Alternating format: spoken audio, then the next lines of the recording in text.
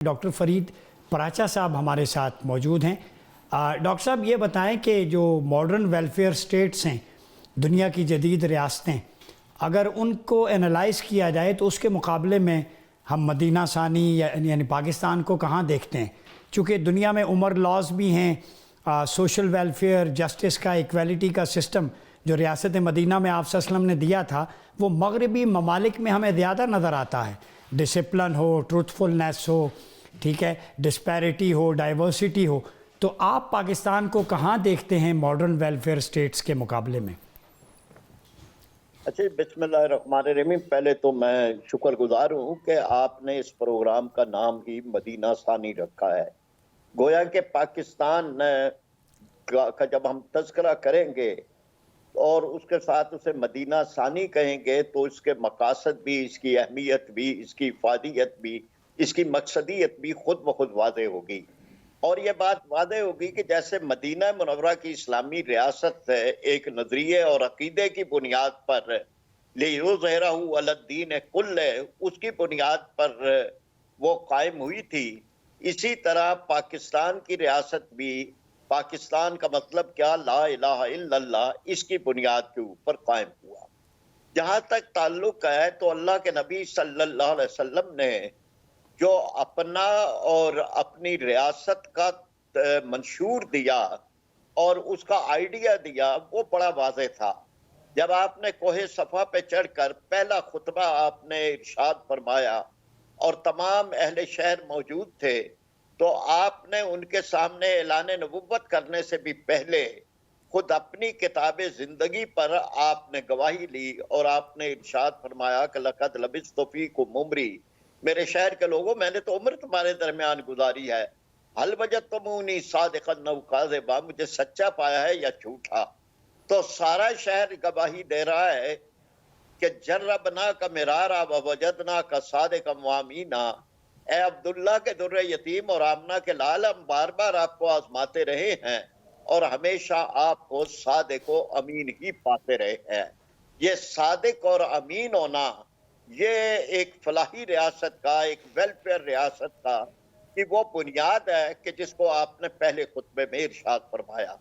پھر آپ نے جو اپنی ریاست کا تعارف کروایا، وہ تعارف جسے آپ منشور کہہ سکتے ہیں، آپ نے ارشاد فرمایا قولوا لا الہ الا اللہ تفلحوا، لوگو تم لا الہ الا اللہ کہو فلاح پا جاؤ گے۔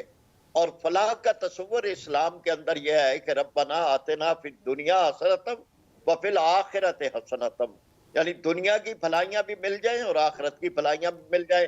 یہ دوسرا اہم ترین تعارف تھا اس فلاحی ریاست کا۔ تیسرا تعارف یہ تھا کہ اے لوگو کلمہ پڑھ لو، تمہاری غلامی کی زنجیریں ٹوٹ جائیں گی۔ انسان پر جو غلامی کی زنجیریں ہیں، جو جاگیردارانہ نظام، جو سرمایہ دارانہ نظام، جو سرداری نظام، یہ ساری زنجیریں اسلام نے، اور جاہلیت کی زنجیریں، رسوم و رواج کی زنجیریں، یہ ساری زنجیریں توڑ دی اور آپ نے ارشاد فرمایا کہ تمہاری یہ غلامی کی زنجیریں ٹوٹ جائیں گی۔ پھر آپ نے اس کا ایک انٹرنیشنل تصور، عالمی تصور دیا کہ لوگوں یہ کلمہ پڑھ لو، عرب و عجم تمہارے زیر نگی ہو جائیں گے۔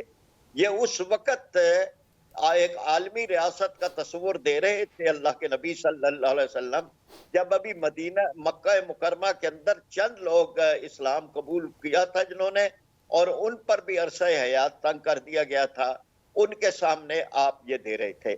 پھر اسی طرح سے یہ جو دنیا کی پہلی ویلفیئر، اعلیٰ ترین ڈیموکریٹک اور ہر لحاظ سے بہت ہی اعلیٰ و عرفہ حکومت قائم ہوئی، اس میں یہ دنیا جو آج ڈیموکریسی کی بات کر رہی ہے، اس میں اسلام نے یہ تصور دیا کہ حکمرانی کا حق نہ کسی سردار کو ہے، نہ مال و دولت پہ ہے، نہ عہدہ و منصب پہ ہے، نہ ذات و برادری پہ ہے، بلکہ ان اکرمکم عند اللہ اتقاکم، اللہ کے نزدیک بڑا وہ ہے جو اللہ سے سب سے زیادہ ڈرنے والا ہے۔ یعنی تقوی کی بنیاد کے اوپر ایک اسلامی ریاست جو ہے وہ بنائی، اور اس کی بے شمار مثالیں ہیں، میں صرف اشارات کے اندر بات عرض کر رہا ہوں۔ پھر اس کے بعد آپ صلی اللہ علیہ وسلم نے جو ریاست مدینہ منورہ کی قائم کی، اس ریاست کا ایک تصور یہ تھا کہ ایک عورت صنعاء سے لے کر حضرموت تک جائے گی سونا اچھالتے ہوئے. سونا اچھالنے کا مطلب خوشحالی ہے کہ خوشحالی آئے گی اور اچھالتی ہوئی جائے گی اور اللہ کے علاوہ کسی اور کا ڈر نہیں ہوگا, اور یہ امن ہے کہ یہ امن قائم ہوگا, اور یہ ہوا. یعنی ایک لحاظ سے جو آج کی جدید ترین ریاستیں ہیں, اسی لیے جیسے آپ نے بھی کہا کہ اسکینڈینیوین کنٹریز میں انہوں نے اپنے سوشل ویلفیئر کے نظام کا نام عمر لاز رکھا ہوا ہے. جی بالکل. یہ عمر رضی اللہ تعالیٰ نے یہ قوانین دیے کہ جو بچہ پیدا ہوتے ہی بیت المال سے غریب آدمی کا وظیفہ لگ جائے, اور اسی طرح سے ہر آدمی کی کفالت ریاست کرے گی. اگر کوئی غریب ہے, اگر بے روزگار ہے, اگر بوڑھا ہے, اگر جو ہے وہ کسی بھی حیثیت میں ہے تو اس کی کفالت ریاست کرے گی. تو یہ ایک بہترین دنیا کی. لیکن اب جو مدینہ ثانی جو آپ کا سوال تھا وہ ہمیں اس طرح نظر نہیں آ رہا. یہاں تو مہنگائی ہے, بے روزگاری ہے, لوگوں کو نان شبینہ کا محتاج کیا گیا ہے, بجلی کے بل, گیس کے بل, یعنی ایک انسان کی زندگی کو اذیتوں میں مبتلا کر دیا گیا ہے. تو یہ مدینہ منورہ کی ریاست کی جھلک نہیں ہے. وہاں کوئی بھوکا نہیں سوتا, وہاں ریاست کفیل ہوتی ہے. یہاں ریاست نے تو لوگوں کو چھوڑ دیا ہوا ہے, اور مہنگائی اور IMF اور قرضے اور شاہانہ. ڈاکٹر صاحب آپ کا پوائنٹ آ گیا.